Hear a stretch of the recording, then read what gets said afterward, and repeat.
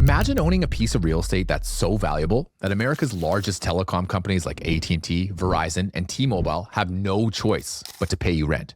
And once they start, they rarely leave. That's American Tower. They own nearly 150,000 tower sites across the world, and they're focused on one asset, towers, that have multiple tenants.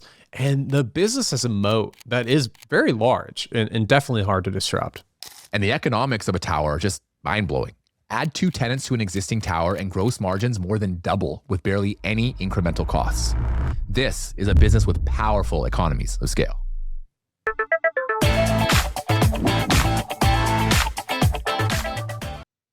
Hey folks, we have covered a handful of businesses with wide moats and high barriers to entry. TransDigm comes to mind as a business that owns several proprietary aerospace components for which customers have very, very few, if any, substitutes. And this creates a unique situation where switching becomes nearly impossible. And so today we're going to discuss American Tower, which is another business with a moat that is really about a mile wide, to put it honestly. And so this business is fascinating too, because it's been a massive winner in the past. And I know, Kyle, that one of your favorite investors, Chuck Akre, has taken part in a lot of the upside that American Tower has seen. Yes. Chuck Akre is one of my investing icons and has held AMT well past 100 banker status. So he actually still holds it in Akre Capital Management, but he's been selling large amounts of it over the past few years, and now it's only a 0.14% portfolio holding. But it's been a major position for his fund throughout its history. It was a top 4 position in the portfolio for many years, up until around 2020, when it looked like he really ramped up the selling. But I've always really admired Chuck's ability to just hold these incredible compounders for decades. He took part in American Tower's IPO all the way back in 1998 at a price of about 80 cents. Now, what might be even more impressive than identifying a winner at the IPO stage is just what Chuck had to go through to realize, those 100 bagger plus returns. So from the depth of the tech bubble to 9/11 and several other market crashes, he was able to build meaningful wealth by just maintaining a very large position in American Tower. So we'll get into some of the reasons why he might have decided to trim the position later. But I think it's a great case study of just how powerful it is to really find a business with these compounding characteristics, a multi-decade runway, and one that's run by a very, very talented capital allocator. And this is, I think, how Chuck made, 28,000% returns on this one pick. When you put it in percentage terms, it just feels ridiculous. The results are incredible. And I feel like I have this special connection with Chuck Akre because his firm is based not all that far away from me here in Virginia. And, I think that's pretty cool, right? Feels like New York gets all the attention with Wall Street, or Omaha with Buffett and Berkshire. But, here for me, we have a local icon. So that's really fun to see. And, I would classify his style as having like a relentless focus on quality, looking for businesses that are incredibly impervious to competitive threats. And so I enjoy a good high quality name as much as anyone. So I'm super excited to get into American Tower today. And, it's a bit of a weird business that, again, is technically designated as a REIT, which stands for Real Estate Investment Trust. And so the question is going to be, like with any quality business, firstly, do we agree with the premise that this is an exceptional business? And then secondly, and just as importantly, can we get shares in the company at a price that's reasonable? Yeah, I couldn't agree more, Shawn. And like you, I also have an affinity for, very, very high quality businesses. So just let me start off here by getting into what exactly American Tower, which I'm going to refer to here as AMT, does. So AMT is one of the world's largest real estate investment trusts, as you already pointed out there, Shawn. And they focus primarily on a single market. So these are tower sites or even wireless cell towers placed at the top of tall buildings. So if you've been in New York and gone to maybe the top of Rockefeller Center or One Vanderbilt, which I've had the pleasure of doing, and you look out below, you're probably going to see a number of towers at the top of these massive skyscrapers.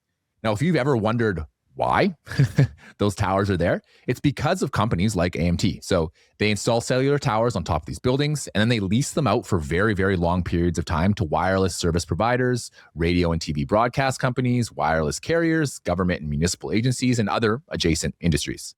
Now, on the surface, it might not seem like a wide moat business, but just bear with me here. So they currently have nearly 150,000 tower assets, and these are split all over the world. So you got about 42,000 in North America, 28,000 in Africa and Asia Pacific, 32,000 in Europe, and about 47,000 in Latin America. Now, the interesting thing about AMT is that they own the specific areas where these towers can be built, and no other entity can get the exact same access. So AMT has this massive real estate monopoly that would require competitors to spend, billions of dollars just to get access to the same property. And then they would have to construct towers over, a multi-decade time period just to catch up. Now, this is one of the highest moat businesses that I think I've ever come across. So it reminds me a lot of Copart, where a big part of their moat is simply owning land that they acquired long ago, where residential areas have developed around what is really prime real estate for junkyards that, if they were proposed to be built today, would never be approved due to zoning laws, right? Nobody wants to live next to a vehicle junkyard. Having existing properties in desirable areas for the business, though, gives them a really substantial advantage, with competitors having to generally acquire parcels much, much further out. So we'll see how that comparison holds up, but that's my first thought of AMT here. And you mentioned that AMT leases the towers to its customers. So what exactly does that mean? As in, who are the customers and what are the customers getting out of these 150,000 towers that AMT operates?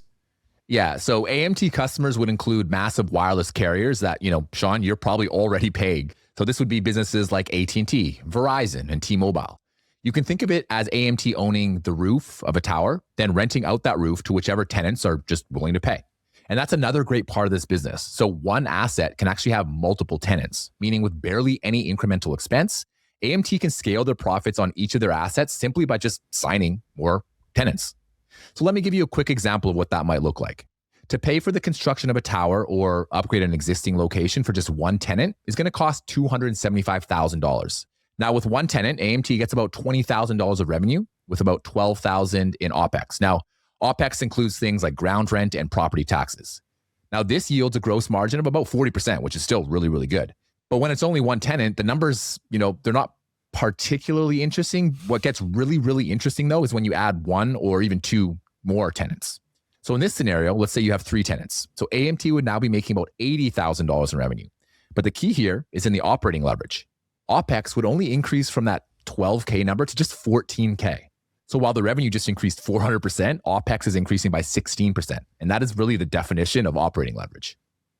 It's a good way to put it. And just to recap that for listeners, the unit economics in places where they have one customer are decent. But if they can add multiple tenants to the same tower, the profit margins basically explode, because a huge part of the cost is just the fixed land costs. But you don't need to add more land to add more tenants, right? You can stack cellular customers vertically onto the same tower. So the incremental cost of catering to new customers then is very, very low, right? If you can start out with Verizon and then get AT&T to stack and use the same tower, that is going to be hugely profitable for AMT. And this is exactly the type of marker you'd want to see in subjectively determining whether you think a business is of unusually good quality, right? To have this sort of operating leverage. And, for AMT, clearly their tenants are very important. And I assume there's a lot of work on the ground that goes into keeping these towers running. So my question for you is, does all that maintenance fall to AMT, or are the tenants closely involved in maintaining the towers as well? Yeah, that's a great question there, Shawn. So while the maintenance costs on AMT are definitely minimal, given the OPEX numbers that I just shared, there are actually certain tasks that are shared by both AMT and then also with the tenant. So for AMT, they're focused on a few key areas. The first is the tower structure. So these are made of steel and designed to support multiple tenants. Second is the land parcel. So the land under the tower is either owned or operated by AMT according to specific long-term leases. And then third is the backup power. So the towers obviously can't afford to go down. So AMT supplies the backup power via batteries or even generators to maintain that availability. Now, the tenant, on the other hand, is responsible for all the antenna equipment, sheltering that equipment, HVAC, which is owned and operated by the tenant, as well as the cabling that runs up the tower and connects electricity between the power supply and the antenna. Now, another interesting aspect of AMT's business model that I haven't discussed in detail yet is just how the rental payment agreements are structured. And this is a huge strength. So they're what I would consider to be very, very good specifically for AMT. So tenant leases with wireless carriers have non-cancelable terms for 5 to 10 years. Since we also live in a world where inflation is driving up input costs, AMT also has a fixed 3% escalation in the US. And then when you look at international markets, the escalators are tied to inflation indexes and therefore can be quite a bit higher. Now, AMT also closely monitors churn. And it's very low at only 2% in 2025. So this means 98% of their customers pretty much just stick with them. And since they have these escalators in their contract, they can offset that 2% loss with the escalators, though the margin is pretty slim there. So people know that I'm a big fan of Netflix, and it's a holding in our intrinsic value portfolio. And so one observation I've had from that love affair with Netflix is, how churn can fluctuate based on one-off events for subscription-based businesses. And, sometimes people simply subscribe to watch a show or a sporting event and then unsubscribe. And, that's one type of problem. But then you also get these factors that are just totally outside of your control that drive churn. And so we saw that for Netflix back in 2022 in response to Russia's invasion of Ukraine and the sanctions on Russia. Netflix lost all of its subscribers overnight. And so for context, that was roughly 700,000 subscribers that Netflix lost. Yeah, I remember that happening in Netflix and just how much fear that really induced into the market. But the crazy thing was that was actually a great opportunity to actually buy shares, as shares since then have compounded at 48% annually since that event. But you're right to flag churn here as a potential issue for AMT. And even though the annual rates are just 2%, it's not a linear number that we can rely on. The main culprit that can really impact churn rates are usually from the consolidation of carriers. So there have been kind of two recent events that have impacted AMT. The first event was from about 2018 to 2020, and this occurred in India. So there was a consolidation of carriers in Vodafone and Idea. Reliance Jio was another business that disrupted the industry, which many believe was the cause of this merger in the first place. Then you had the collapse of Tata Teleservices, which would have opened the door to more rapid changes that impacted AMT. And the changes for AMT were so bad that they actually fully exited India in 2024. Now, in the US between 2021 and 2024, T-Mobile absorbed Sprint's network. And as part of the master lease agreement signed between the two companies, T-Mobile wound down a number of Sprint's redundant lease agreements with AMT. And this ended up creating some multi-year churn, which just recently has normalized. Now, the issue here is pretty simple. If a current customer is acquired by a customer, the consolidated businesses will then have two sets of towers doing essentially the same job. So once the companies consolidate, they will decommission redundant towers just to reduce costs. So even if the two companies are customers of AMT, if they were to consolidate, it would actually be a net negative for AMT because they'd likely churn a number of their towers since they wouldn't renew towers that were in proximity to each other.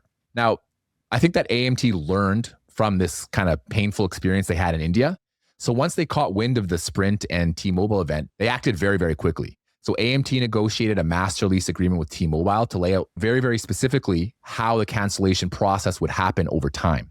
And this allowed the churn to take place over a multi-year time period rather than all at once, which is why the churn rates were lower in that time period.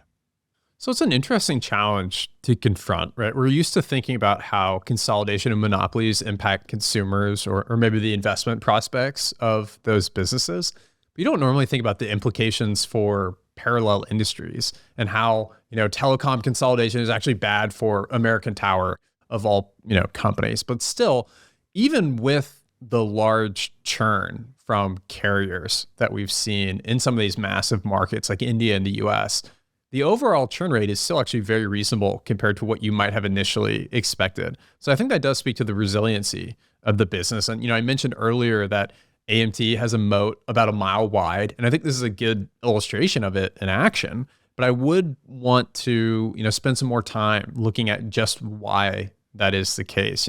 As stock investors, it's wonderful to own a business that enjoys a large moat today, but your future returns as a shareholder are going to correlate more to whether that moat shrinks or expands in the future. So you're really trying to understand how the moat is going to evolve looking forward.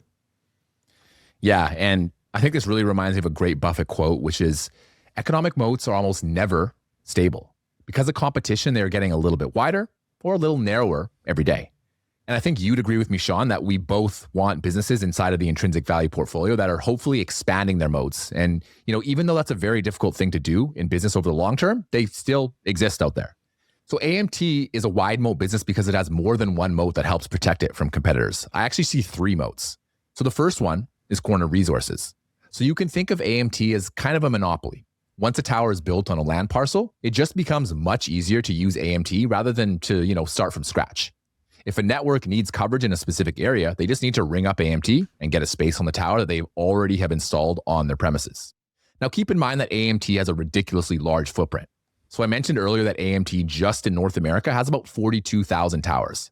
This means they are essentially able to cover all of North America, making it very difficult for competitors to really offer anything close to the same product or service that AMT can. So there isn't technically any reason that a competitor couldn't build a tower next to a parcel of land that AMT owns, but there are a number of areas of friction that give AMT the first mover advantage. So first is that zoning and permitting is a real challenge and takes both time and energy to overcome. People don't really want these large towers, all over the place. So it's just not as easy as you'd think to get regulatory approval. Second, the towers have to create an actual network, and these networks have to be in close proximity to each other. So if you build further away than the optimal point, let's say that's maybe, 200 feet outside of the optimal range, then you actually degrade the quality of the network that the towers are servicing. That means things like dropped calls, dead zones, or even interference from adjacent sites. Now, me having built networks just in people's homes in my past, I actually know just how finicky this type of equipment is.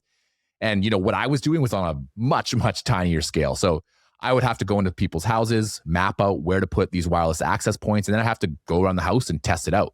This meant installing it into people's ceilings and walking around the house, ensuring that the signal was strong in every area of the entire house. And sometimes you'd have to physically move the hardware just to get coverage in areas with a weak signal. So in the example of an AMT competitor, you can't just go and pick up a tower and move it to an adjacent area to get better results. So, once it's there, it had better work. And third here is that even if a competitor completes permitting and finds even the perfect spot for a tower, it just might not make economic sense for them to develop the land. So a new tower, like I said earlier, can cost somewhere between $250 to $350K. And if they build it next to an AMT tower, they would then have to put out the CapEx to build the tower. Then they have to actually get the customer to pay them. And this would mean stealing a customer away from AMT. So as I mentioned, if a customer already has equipment installed on an AMT tower, it's very unlikely that they're going to jump ship, as this means the carrier would have to decommission the existing site, reinstall the equipment, retest its coverage, and absorb any downtime in that entire process. It's funny. We always like to joke about the importance of having consumer insights into the businesses that we look at. And it's not so much a joke, but as much as, the way we stretch the definition of what consumer insights are. And so, I think you have your own form, maybe not of consumer insights, but, worker insights with this wireless network installation experience you have. So, it's pretty cool. And I think you put together a really nice outline there. And the way I would think about it is, for a competitor, someone would need to have a ton of capital handy, it sounds like. And they'd need to be able to deploy that capital and have a tolerance for the potentially reduced economics that would come with cutting prices enough to pull customers from AMT, right?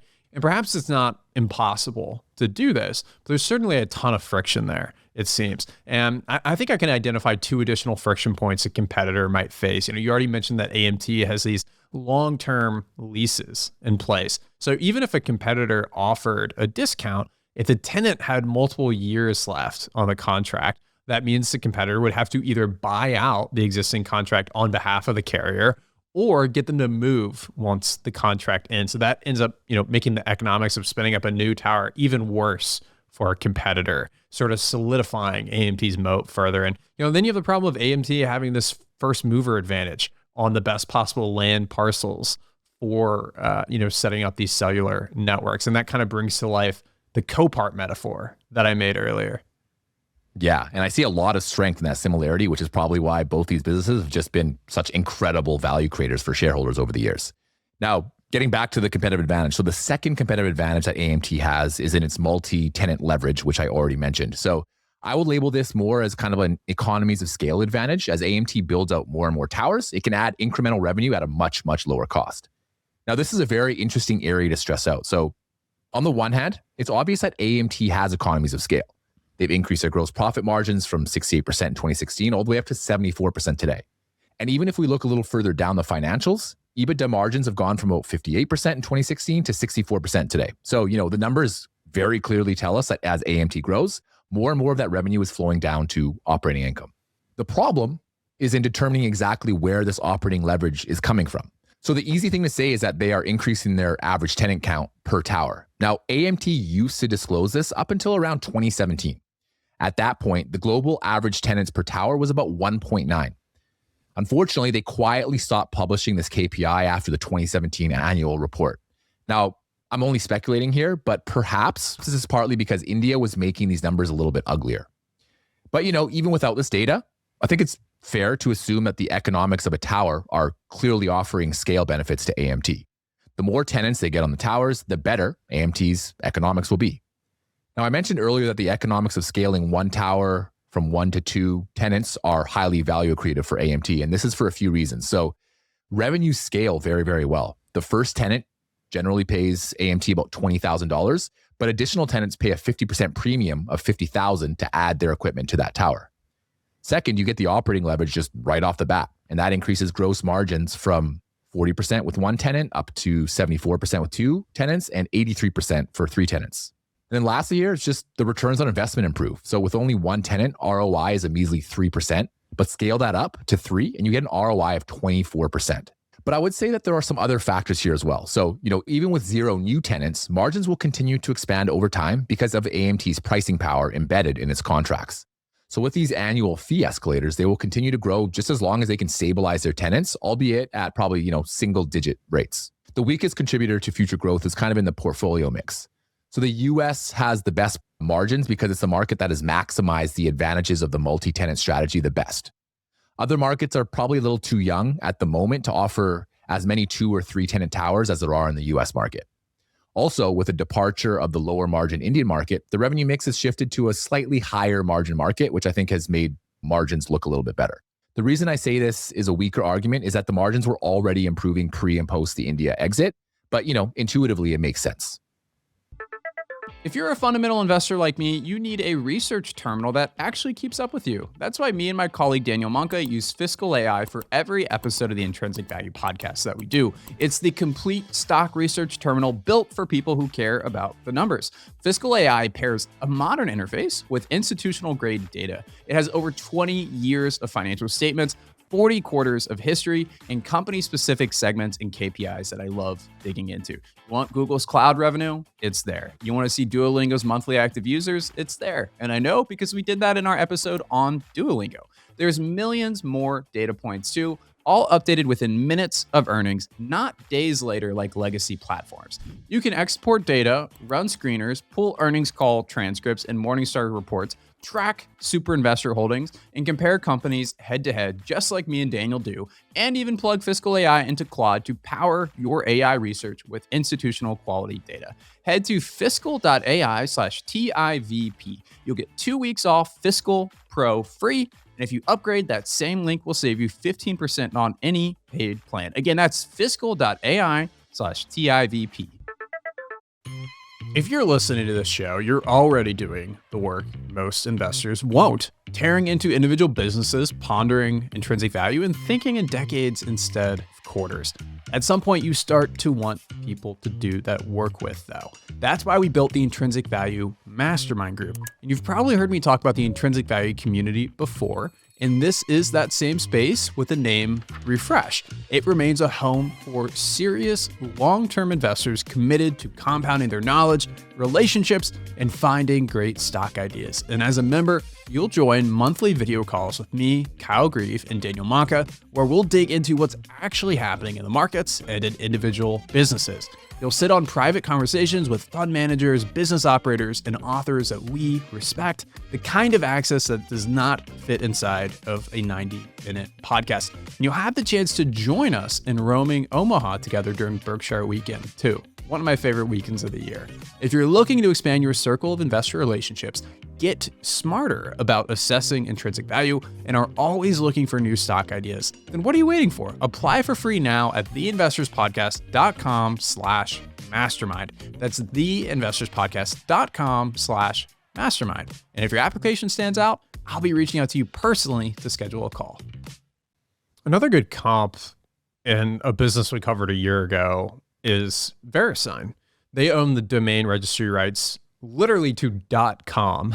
So if you run a website that ends in .com, you have to pay them a fee every year to have it registered, which is, not to get into the technical backbone of how the internet works, but you need to be registered. And so it's honestly an even better business because the cost of maintaining a digital domain registry is a fraction of maintaining cell towers, I'm sure. But the problem with VeriSign is that their ability to raise prices is closely regulated. So they don't have a ton of leeway on pricing, even if in theory, they have an enormous amount of pricing power. They could probably charge much, much more for the .com domain rights. And so I would guess that AMT has a lot of pricing power that they could leverage too, but perhaps they're not legally allowed to, or at least, they have agreed to not do so as a way of attracting tenants. But yeah, if AMT wanted to raise prices by 6% a year as part of the escalator and double their inflation escalator,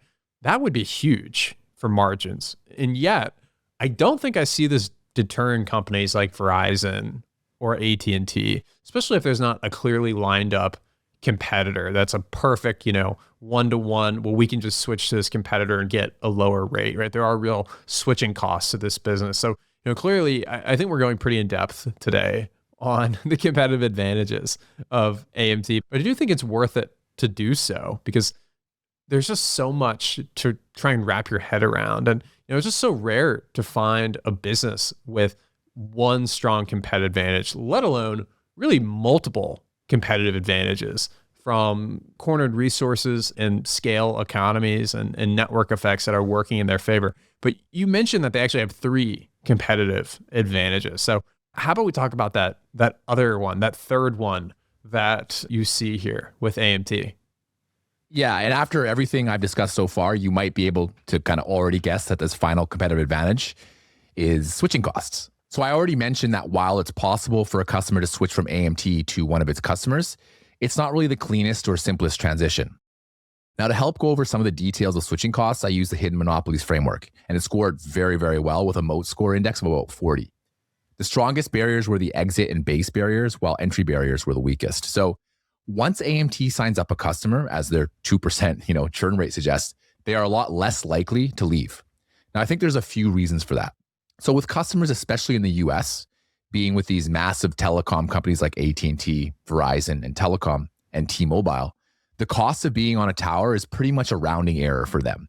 These 3 businesses generate over $250 billion in revenue combined. So, finicking with moving equipment from one tower to another to save, $20,000, $30,000 just probably isn't the highest priority for them. Then, you have the fact that they know that the towers that they're on with AMT, they work, right? And as long as it works, there just isn't that much of a reason to switch. Then, even if they did decide to switch, they run the risk of degraded quality, which is obviously not good at all for their brand or their customers. So, it's just easiest to just stick with what works well. And then lastly here, I think AMT has a really good reputation. So they've been working for decades now, and their customers know that they can trust AMT, which is why they're willing to sign these, 5 to 10 year contracts in the first place. These long-term contracts are often non-cancelable for a very, very long period of time. So this means customers clearly have a lot of trust in AMT to continue to provide them with this exceptional service. So just to give you an example of how large these non-cancelable customer leases are, they're currently worth $54 billion over the future. Now, wow, I think that was a lot of discussion on competitive advantages, but I think you probably get the point here. AMT is just a very, very good business. It's a very high quality business. And I would say it has a very high likelihood of being around in, 20 plus years, which is something that I have a very hard time saying about many, many of the companies that I look at.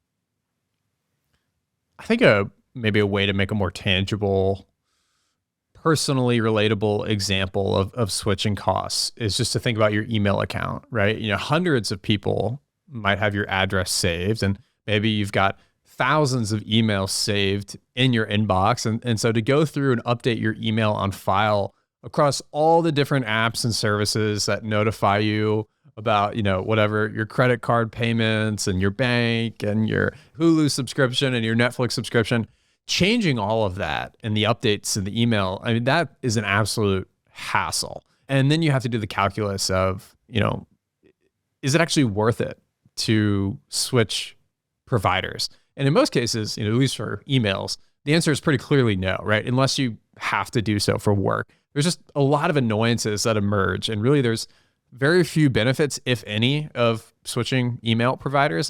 And so now imagine yourself running a major telecom network. Anyone who advocates for making a switch with so much at stake here, they are taking a lot of career risk. It's, much easier to default to the status quo of, we have these towers in place, we have these relationships in place, we have this contract in place with AMT. I don't want to rock the boat. So that would be kind of how I would think about the very real human level perspective on switching costs when we're talking about something as important as telecom networks with so much capital involved and so many resources involved. And, one area that I did find curious about AMT when looking at it was the fact that they have so many of these towers. And even though they generate cash, I assume that they've had to come up with money from somewhere to fund this growing tower count. And, I presume, given the company's balance sheet, that much of that growth looks to be debt financed. Is that really the right way to be thinking about it? Yeah, Shawn, I think you pretty much nailed it there. When we're looking at companies on this podcast, we pay very, very close attention to debt across every single business that we cover. And I think that's because we're very cognizant of following in Buffett's footsteps of just trying hard not to lose money. And debt, unfortunately, is one of the easiest ways to lose money. Now, as I've discussed previously, I'm not adverse to leverage by any means. I think, when the right company has a large runway to grow and they can continue growing faster than their internal cash flow rate would dictate, then, they should probably lever up to continue adding shareholder value. But from my research, both in looking at case studies from other investors, as well as my own experience, debt can also be very dangerous if the business's business model can no longer support its debt.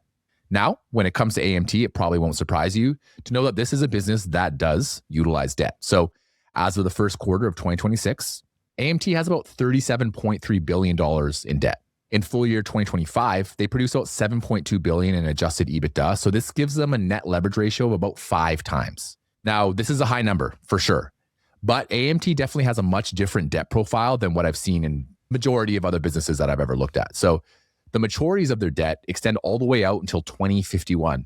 Now, I think this goes to show you just how strongly lenders view AMT's ability to continuously generate cash. With their non-cancelable contracts of, $54 billion, they should have more than enough capital to service this debt. Now, the terms of the debt are actually also quite favorable. So the weighted average interest rate on their debt is only 3.5%. This is quite low. So, I can see why they've accessed this amount of debt. Effective debt management is not something we give enough credit to companies for on this show. But if you can borrow money at low rates for a long time and redeploy it to generate much higher returns, that is going to be wildly accretive to shareholders. And even though the total debt figure is a lot to stomach, it goes from, literally being a liability to being something more like a strategic asset if you've been able to ladder the debt well. And just from what I see, it does look like they've been able to lock in some very attractive borrowing rates. And, one thing that's important to look at are trends in a business leverage profile. Is the business decreasing leverage over time as it makes doing so a priority, or is it continuing to step on the gas pedal of growth, increasing leverage as a result? And with AMT, it very much seems to be the latter. Yeah, Shawn, I think you're completely correct on that assumption. So if you go back to 2017, AMT has continued to basically leverage up from that date. So in 2017, net leverage, which I'm using as total debt to adjusted EBITDA, was just 3 times. Today, it's risen to 5 times. So, that's nearly a doubling in debt while revenue only grew by about 52%. And this is definitely a red flag, but, it actually looks completely above board if you look at it from the view of their covenants. So we can actually see this number continue to rise as their covenants require them to stay below 6 times. So their debtors allowed AMT to go all the way up to 7.5 times in 2021 to complete the acquisition of Telxius and CoreSite. Now, I think the important thing to focus on is what the annual debt service payments are going to look like. Current debt is $6.1 billion. Annual interest payments are about $1.35 billion, which I think are very, very serviceable given their cash flow. When I'm sitting here and I'm looking at the balance sheet and I see $1 billion in cash and more than $40 billion in total debt. And then, like you said, annual interest payments of $1.35 billion, which is more than the cash they have on their balance sheet. I mean, that makes your stomach churn a bit, even if that debt does have distant maturities at low coupon rates. And, it's a business that is generating more than $5 billion a year in operating cash flow. So, in theory, it would be nice for peace of mind to see them using their own cash flows as financing. But I know that's hard to do with REITs. And it just makes your equity value a lot less robust because more of the business belongs to creditors who have first claim on the assets in bankruptcy. I mean, that's what it really means to take on debt. And one thought I had here is just why AMT is leveraging up. And, my guess is perhaps it has to do with the fact that AMT is considered a REIT, which we've talked about. And so let's get into how that REIT status affects their need for outside financing. Yeah, the good old REIT angle is definitely worth exploring a bit here. So the reason a business like AMT is designated as a REIT is specifically for tax purposes. So as a REIT, AMT avoids the standard 21% federal corporate income tax on income distributed to shareholders. As a REIT, they also avoid the classic double taxation problem with dividends. So non-REIT businesses pay taxes on dividends at a corporate level and at the individual level. The REIT status allows AMT to be taxed just once. But, unfortunately, REITs do have a price of admission, and it's quite high. So high that I generally just completely avoid them. They are required to pay at least 90% of their REIT taxable income to their stockholders. This means that AMT must rely on outside financing simply because they just barely have any capital left to reinvest into the business. So since 2016, AMT has increased its dividend by 15% per annum. So, dividend-loving investors are probably going to be delighted to see the steady rise in the AMT dividend. They've done a few buybacks, but they're quite small in nature, amounting to just about $1.7 billion. So I just mentioned that the price of being a REIT was high, and let me expand a little bit on that. So I generally like businesses that both have a high ROIC and the ability to reinvest at those high rates, preferably over a multi-year time period. Now, with the REIT structure, AMT is unable to reinvest itself in the traditional sense. So in terms of reinvestment, it basically has to rely on outside capital as the dividend requirements caps its ability to reinvest cash back into the business. Again, it's a really super interesting business to study because you don't normally come across businesses that legally have to use outside capital to fund their growth unless you're, used to looking at REITs a lot. And there are pros and cons that come with that. And, one thing I noticed is it actually looks like the payout ratio is 110% of earnings. So they're paying out more than their total net income in dividends. And so obviously that's not completely sustainable. And, you mentioned something there that is crucial, and that is that you like businesses with high returns on invested capital, high ROICs. And, I think we should look at that here in more detail because it's obvious that these towers where they have 3 tenants have very, very good ROIs and unit economics, but that is on an individual tower basis and not necessarily looking at the economics for the entire company at the corporate level. Yeah, good catch there, Shawn. And the return on investment as AMT calculates it just takes into account gross margin and doesn't go all the way down the income statement. So let's break down their capital efficiency numbers. So AMT's ROIC is not particularly eye-catching, but it's very solid and very sustainable. So the ROIC for 2025 was about 9.3%. And since 2007, ROIC has stayed between 8% and 11%. Now, with AMT's relative low cost of capital, they're obviously definitely creating shareholder value by using debt to reinvest into the company. The ROIC numbers have been relatively stable as well. The one big adjustment was in 2021, and that was the same year that they made these very, very large acquisitions. Well, speaking of acquisitions, those are what I would consider capital allocation decisions too. So can you take us through the acquisitions that AMT has made over the years and how they factor into the picture here?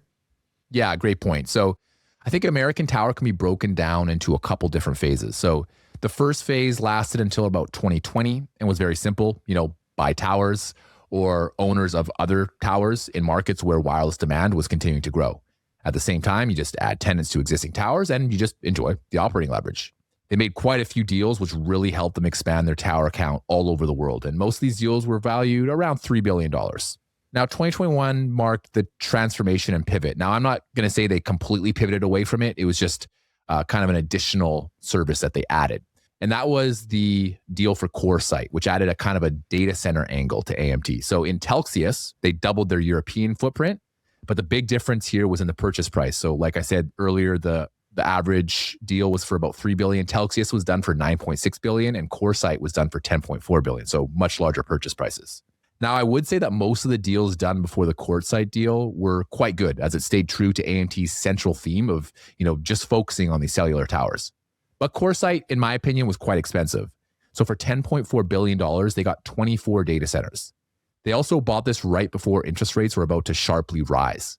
Now, the deal added about $2.5 billion in goodwill to AMT's balance sheet. Now, since the business runs primarily off of hard assets, this just seems a little high to me.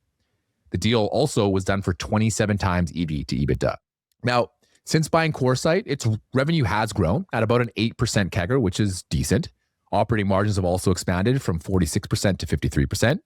So, I think these are pretty decent growth numbers and operating leverage, but the problem is just the price paid. I think 27 times EV to EBITDA is what I would expect from a, fast growing recurring revenue machine. And while you can make the argument that data centers are a recurring revenue machine, the growth just isn't really as high as I would expect for a business with that multiple. Had they paid half that multiple, I'm sure the conversation here would be much different. Oh, and one thing that I wanted to touch on a little more was the economics of the data center business.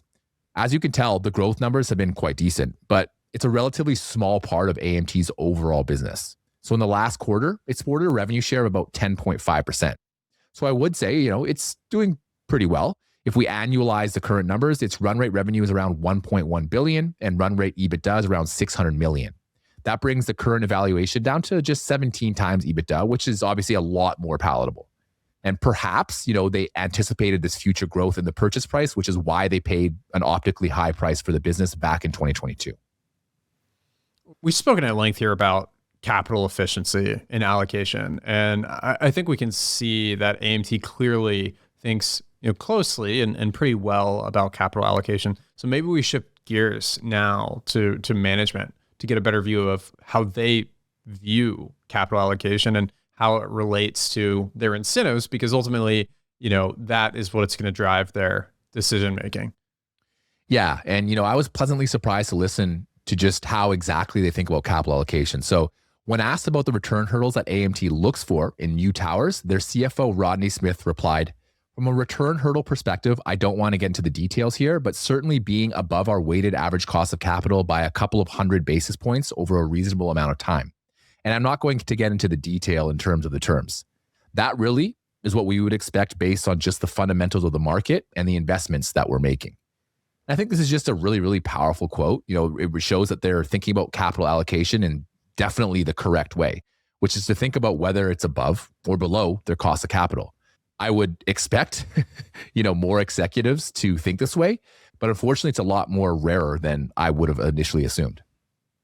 A lot of CFOs are specifically trained on how to pay lip service to this concept to appease Wall Street.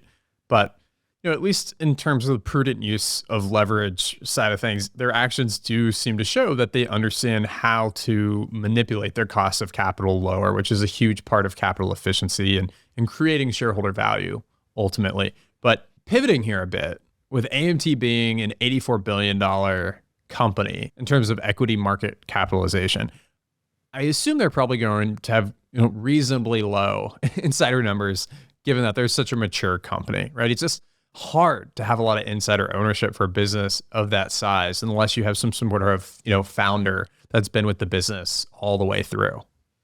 That's right, Shawn.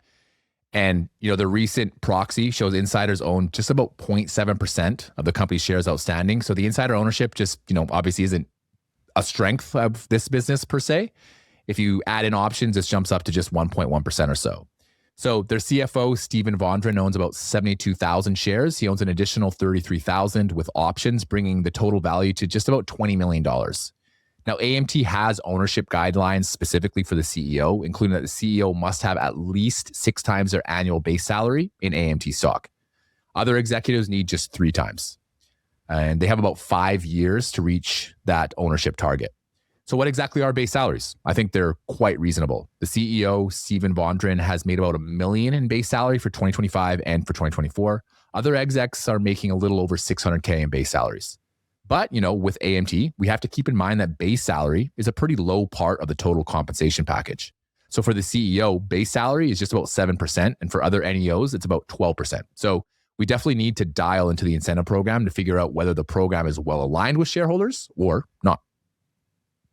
Yeah, I was just thinking about recently I read this article called "The Security I Like Best," written by a 21-year-old version of Warren Buffett in 1951, talking about Geico. And he talks about Geico having a low cost advantage that was underappreciated, trading at 8 times earnings. The other thing he mentions is that management owned a third of the company. And so that's something you can only really find in small caps. There's not too many $80 billion companies where management owns a third of the business, but it is a great sign of alignment. And, while I think in this case, it's nice to see that execs have fairly reasonable base salaries, they can easily create a mismatch in alignment if the bonus incentives are done wrong. And so, Snapchat is always our example of a company where more wealth has been created for insiders and employees than for shareholders. And so that's just, kind of a fact. And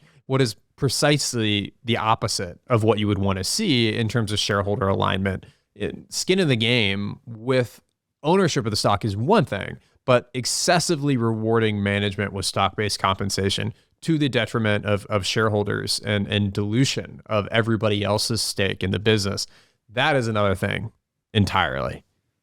That's right, Shawn. And I will say I really liked that Geico example that you gave about Warren Buffett. Great article. Now, getting back to incentives, I think, we obviously want to avoid that asymmetry where management is padding their own pockets while shareholders' pockets are getting more and more empty. I think there's just enough businesses out there that are able to align incentives well enough to reward management and shareholders simultaneously. But, let me get off my high horse here and let's look at AMT's incentive program. Like many of the businesses that we cover on the show, they have a short-term incentive program and a long-term incentive program. The short-term incentive program is based on 3 factors. First is an adjusted EBITDA target. Then you have total property revenue target. And lastly, you get other assorted performance goals. It's not my favorite program. I'm simply, not the biggest fan of adjusted EBITDA.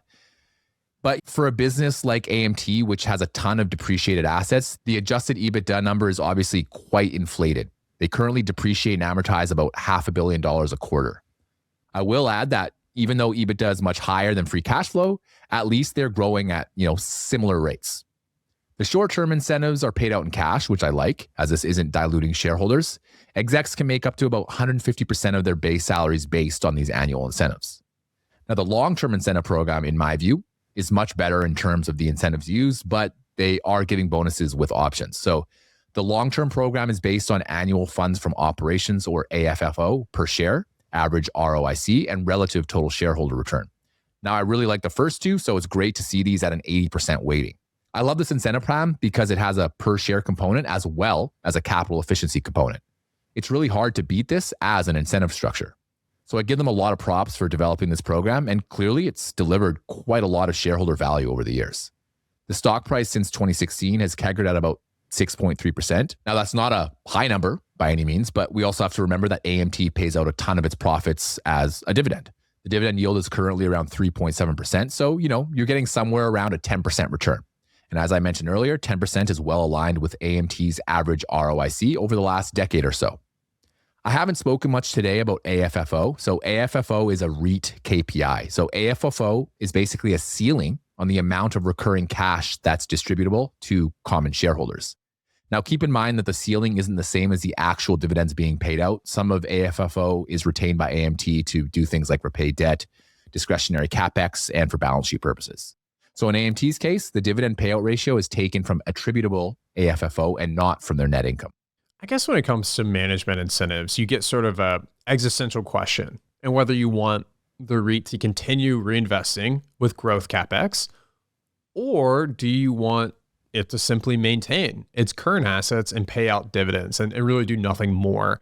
And, your incentives are going to matter a lot depending on what you want, how to adjust them. And, normally I think of the latter with REITs, where they're just primarily focused on paying out dividends. But it's really interesting to see how AMT has taken this more compounder approach, right?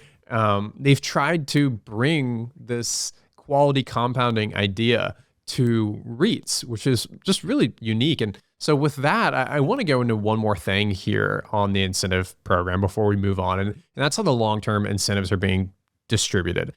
You discussed how these were being paid out in options, but maybe if you can go into more detail into whether that's mainly in PSUs, performance stock units, or if they have an RSU, restricted stock unit component to it as well. Yeah, so AMT is using both RSUs and PSUs. So RSUs are bonuses I think neither of us are particularly crazy about. They vest over a 3-year time period. I would prefer that businesses just get away from RSUs and tie all compensation to performance and not to tenure. I get the argument, if owners of the RSUs do not create value, then the RSU is worthless. But I just think that you can accomplish the same thing with PSUs. And while not perfect, at least make it so management is more aligned with shareholders. Now, the PSU grant covers a 3-year performance period and pays out about 0 to 200% of the target share amount. I do like that the PSU RSU mix is at least 70% to 30%. The relative total shareholder return compares AMT with REIT constituents that are inside of the S&P 500 index. Yeah, it's a decent setup, and I think you captured my thoughts pretty well on RSUs. We'll leave it at that. And we haven't had much of a chance though to discuss AMT's specific competitors, so I think that's worth getting into a little bit more before we start to talk valuation. While AMT does have these monopoly-like characteristics that we've talked about, I think oligopoly, as I understand it, would be a better way to describe the industry they compete in. But is that in line with how you think about it?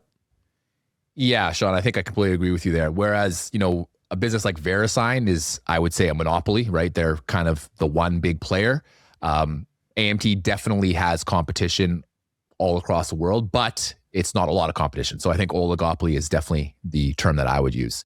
So if you're looking for competitors, they're definitely out there, but it's not a market where competitors are springing up all over the place. So if we look at the US, for instance, there's basically just 2 large competitors. They're Crown Castle and SBA Communications. So Crown Castle has about 40,000 towers all in the US. SBA has about 17,000 in the US and tens of thousands more towers worldwide. Now, just to compare the US numbers, AMT has about 42,000 towers in the US alone. Now, the US has approximately 140 to 150,000 towers in total. So AMT has somewhere about 30% of the market. So it's clearly in a very, very powerful position. And as time goes on, and given, I think, AMT's acquisition history, I think it's pretty likely that we'll see this number of competitors continue to shrink as the smaller players continue to get eaten up by some of the bigger ones. Now, if we examine how sensitive AMT would be to key factors in the industry, there are a few characteristics worth zooming in on. So first is that further consolidation of the cellular carriers. So the US is obviously served by these 3 major carriers. And as the disruption from the T-Mobile Sprint merger showed, this can cause elevated churn to the industry in its entirety. AMT has obviously taken steps to try and ameliorate this, but it's still something that AMT will have to be sensitive to, and this applies globally and not just in the US. The thing I really want to understand better is how closely regulated AMT is by the government. And, to me, that could really make or break the investment. But, I also wanted to mention that one smaller area of the business I came across when reviewing the stock that we'll be talking about today was these distributed antenna systems that are known as DAS networks. And so these look sort of like logistics for getting wireless coverage into large towers and other outdoor areas is maybe how I would put it. But how does this relate to the potential pressure that competitors can leverage over AMT? Yeah, so let me get to your point there on regulations first, Shawn. So it's a little tougher to get a really good call on this. So it appears that the government actually hasn't stepped in to their price increases in AMT's past. So in the US, the contracts give them this 3% annual escalator. And my educated guess is that all tower businesses are probably offering pretty similar escalators. And if they were to restructure the contracts where the rise was too high, then perhaps they, run the risk that customers aren't going to renew, and then they would just go to a competitor with a lower fee escalator. Now, as for the international markets, the escalators tend to be higher due to currency devaluation of their base currencies. But overall, I was actually quite surprised by just how little regulatory interference is run on AMT's business. So, overall, I would say it's not like VeriSign, in which case it's highly regulated. I just think that because AMT is in this oligopoly, economically speaking, they can't have that fee escalator get too high. Otherwise, like I said, customers will jump ship. Now, I want to get to your DAS question. I was actually coming home yesterday with my son and wife from his swimming lessons, and it was out in an area where you have to go into this more rural area of Vancouver. And actually, right before we got on the highway, I saw two towers that literally looked exactly the same as the ones that AMT would have. And it just kind of got me thinking, okay, well, these towers, you're not going to see them in the city. No chance, especially with how expensive our real estate is. So that's why you're going to see these towers in more rural areas. And in this one area we went through is there's farms, right? So this is kind of the kind of customer that AMT will put their towers on farms. But then when you go into cities like Vancouver, where I live, you don't see any of these towers. So instead, you're going to see these DAS sites. So I want to get to that question there on DAS. So AMT has only 858 DAS sites. So this is a relatively small part of their business. Now, what exactly is a DAS? It has multiple parts to it. So first, you have the signal source. So this would be an antenna on a roof that needs to point at some sort of nearby cell tower. Now, from this antenna, you have to run a cable down to some amplifier or nodes within the building. Now, these amplifiers and nodes then distribute the cellular coverage to devices inside of the building. That's why when you go into an office building, you have internet coverage. Now, the DAS structure are used in highly dense urban environments. So think of like, your downtown cores.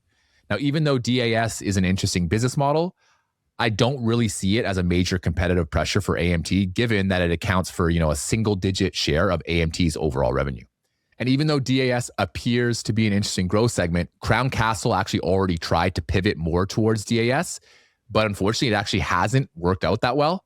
The margins from DAS networks aren't as good as traditional towers. So even though AMT has a few of them, I don't think it's likely that they're going to continue to make growing that segment much of a priority. I think it's pretty interesting that this business doesn't necessarily correlate directly with population concentration, right?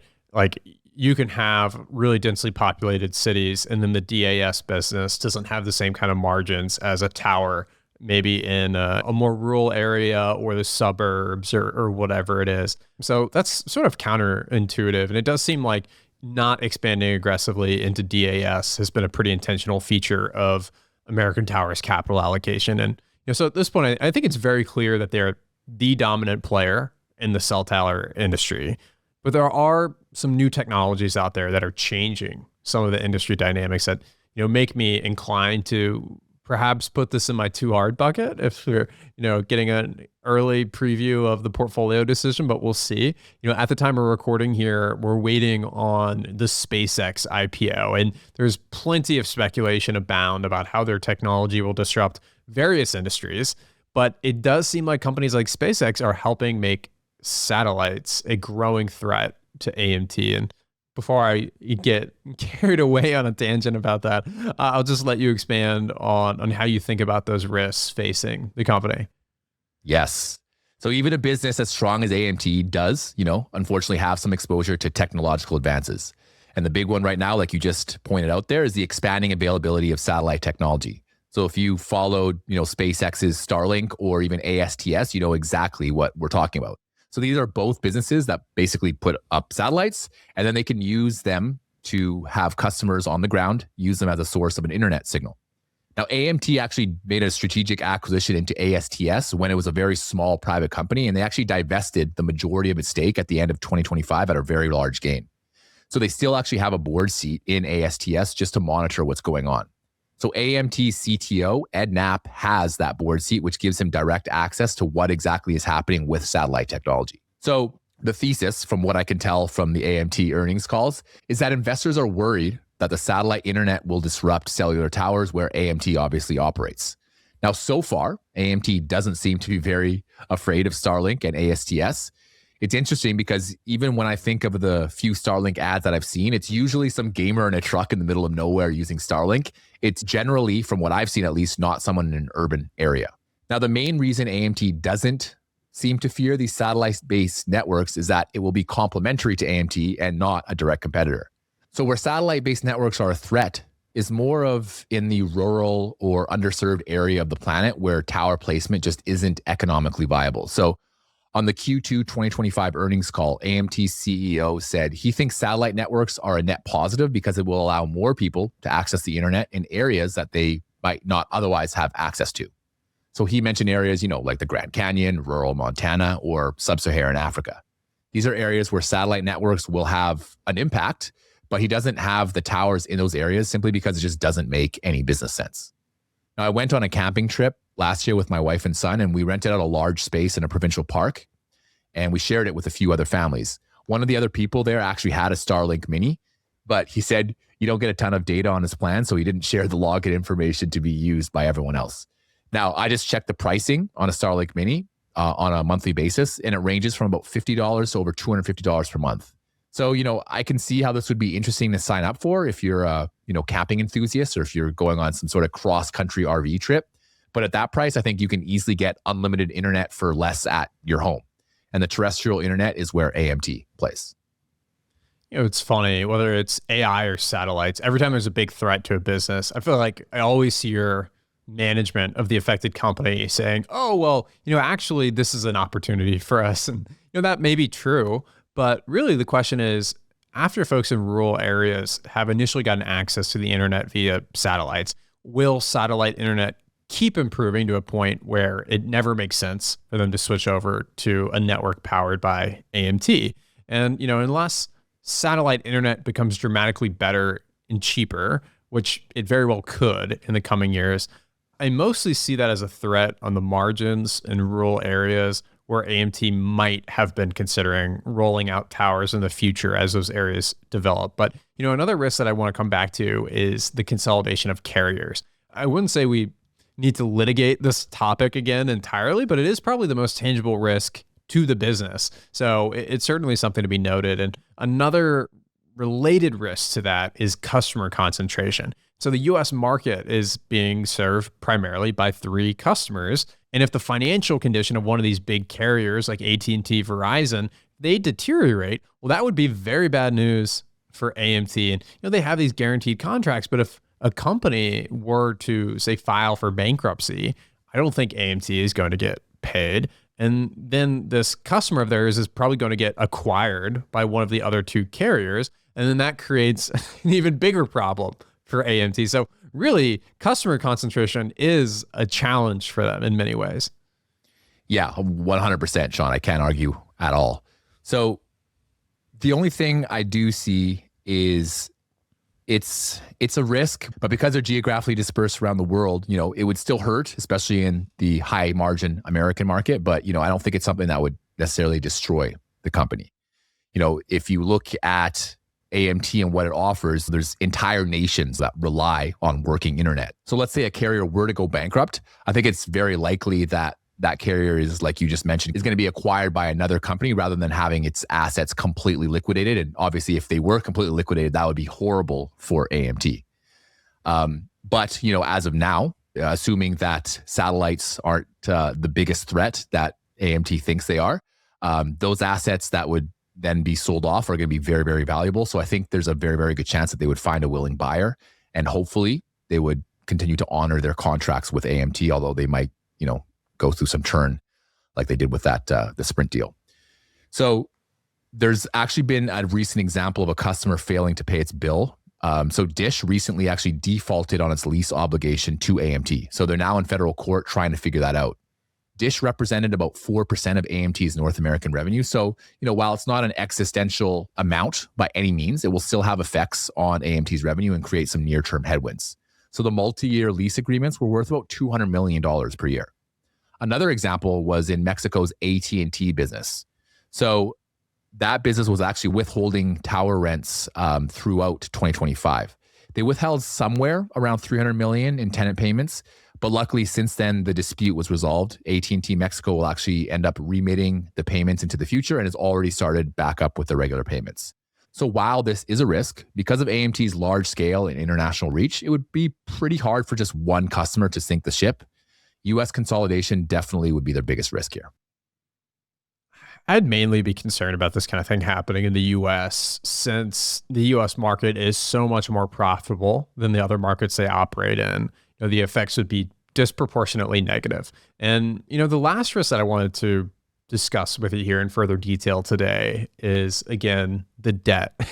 We talked about the pros of pragmatically using leverage with long-term financing locked in at low rates. But still, if you're carrying a ton of debt, it's ultimately a big risk for shareholders. And the interest eats into your net income. And then if there's another financial crisis where liquidity evaporates, they may no longer be able to access outside financing to roll over their debt, which is, a huge problem with their business model that they've been building here. And it becomes very challenging when you're legally required to pay out most of your earnings to shareholders to then be able to accommodate the debt. And so in that kind of environment, if AMT has a big bill come due, I do think that could be a real problem if lenders are not interested in rolling over debt to them at all, or at, only at egregious interest rates. Yeah, I mean, I'm also still not crazy about all that debt, even if they don't have to pay it off for multiple decades. I think the business does have some structural handicaps being a REIT. And as I mentioned, the REIT structure really forces them to use debt to reinvest into the business. So, right off the bat, you can expect a business like this, which will probably continue to expand, to continue to also have quite significant amounts of debt. And, even if you go back in time, 3 times was the lowest leverage ratio they've had in the last decade or so. So, my assumption is that we're going to continue to see a leverage ratio around that 3 to 6x for the foreseeable future. Now, the fixed rates on their debts are very reasonable. So obviously that's a bonus. But like you said, over time, there is a chance that they're going to have to roll that debt over. And if interest rates go up significantly, that's going to definitely eat into their AFFO number. And, if you have to reduce the dividend, that tends to be something that shareholders do not like at all. I guess it's just a risk I'm going to have to get more comfortable with if we ever want to own REITs. But I'm used to buying these tech companies with negative net debt and a ton of free cash flow to use at their discretion. But of course, that often comes with lots of stock-based comp, right? Because they're paying out employees and a lot of their internal costs just by giving them stock. So the cash flow numbers look very good. And, you're just trading one problem for another, basically. You either got a ton of debt or you got a ton of stock-based comp. And that's kind of a simplification, but that is sort of the model you see across a lot of businesses. And, with all that said, I think it's that time of the episode where we discuss the intrinsic value of AMT. And I'm looking at your model now, and AMT does have some very impressive margins. And as you outline, these margins are likely to continue improving if they can increase their tenant count.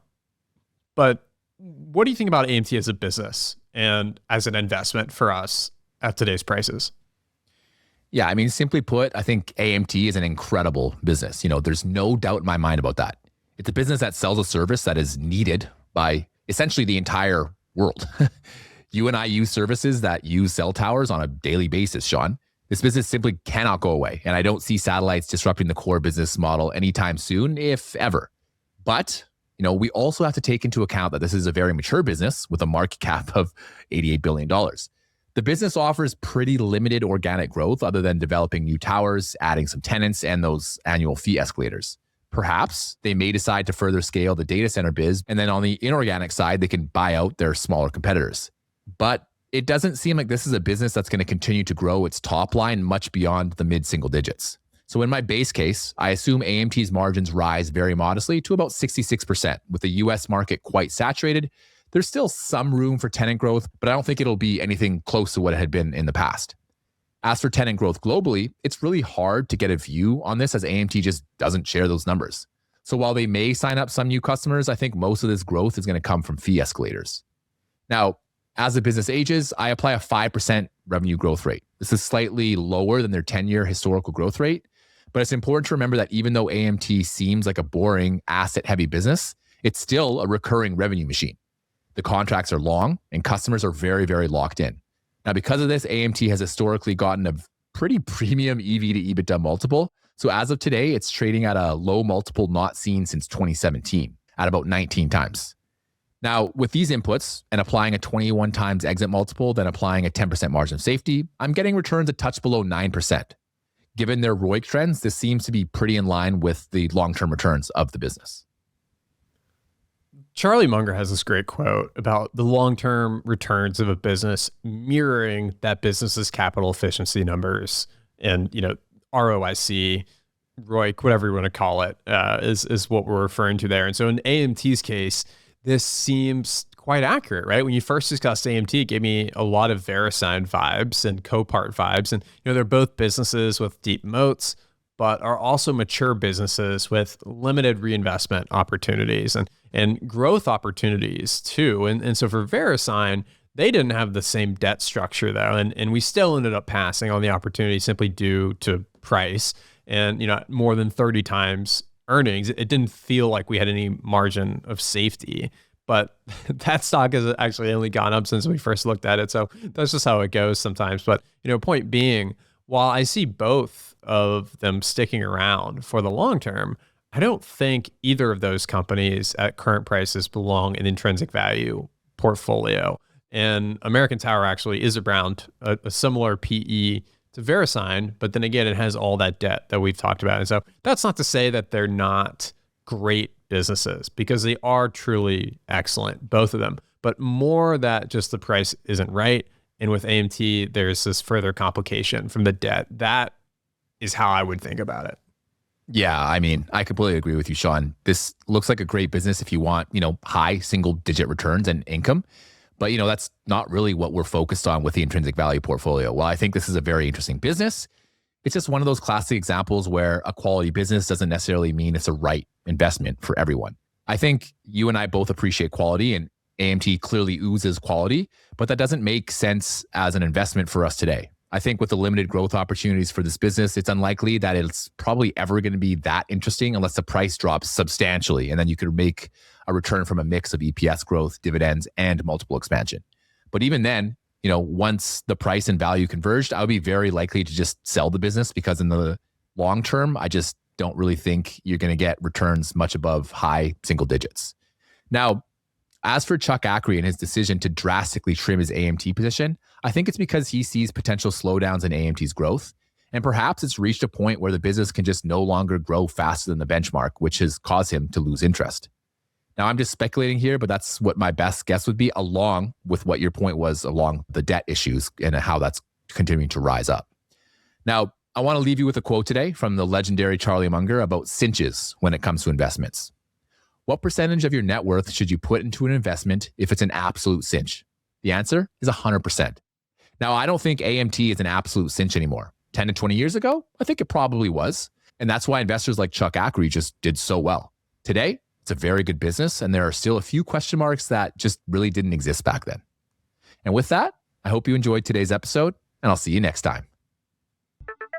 Just a quick note before you go, this episode would not be possible if it weren't for our friends at Fiscal AI. It's our complete stock research terminal that Daniel and I use on every single episode and with every company we dig into, pulling 20 years worth of financials, digging into segment data, grabbing quotes from the latest earnings calls, and making use of real-time institutional grade data all in one place. And if you want to try it yourself, well, head to fiscal.ai/TIVP. That'll include 2 weeks of Fiscal Pro for free and 15% off if you upgrade to a paid plan. That's fiscal.ai/TIVP. Thanks for listening. Thanks for listening to TIP. Follow the Intrinsic Value Podcast on your favorite podcast app and visit theinvestorspodcast.com for show notes and educational resources. This podcast is for informational and entertainment purposes only and does not provide financial, investment, tax, or legal advice. The content is impersonal and does not consider your objectives, financial situation, or needs. Investing involves risk, including possible loss of principal, and past performance is not a guarantee of future results. Listeners should do their own research and consult a qualified professional before making any financial decisions. Nothing on this show is a recommendation or solicitation to buy or sell any security or other financial product. Hosts, guests, and the Investors Podcast Network may hold positions in securities discussed and may change those positions at any time without notice. References to any third-party products, services, or advertisers do not constitute endorsements, and the Investors Podcast Network is not responsible for any claims made by them. Copyright by the Investors Podcast Network. All rights reserved. Think about every commercial building in America, every office tower, every strip mall, every apartment complex, every warehouse. And now imagine that for 40 years, there's one company that has had people physically visiting each one of those properties, recording what they see, photographing the buildings, and compiling the most comprehensive database to digitalize commercial real estate in the world. That actually sounds incredibly boring, but also incredibly valuable. It's both. It's so boring that most investors have probably never heard of CoStar Group, and yet it's a company that just reported its 59th consecutive quarter of double-digit revenue growth through COVID and through the 2022 rate hike cycle that crushed commercial real estate and transaction volumes. Despite that extraordinary track record though, the stock has gone basically nowhere for 5 years, while the S&P is up close to 100%.